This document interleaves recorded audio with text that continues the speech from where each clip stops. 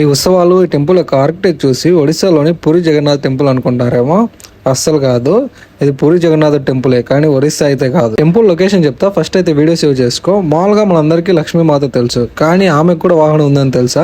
ఆ వాహనం మరి ఏమిటో కాదు, గుడ్ల గువ్వ. అవును, మీరు వినేది నిజమే.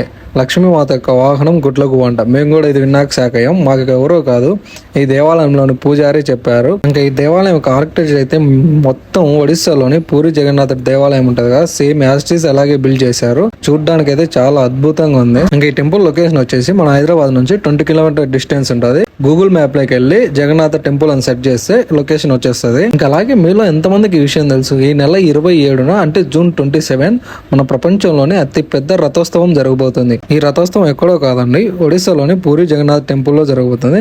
దీని గురించి ఎప్పటికప్పుడు అప్డేట్స్ మీకు తెలియాలనుకుంటే వెంటనే మన ఛానల్ ను సబ్స్క్రైబ్ చేసుకోండి.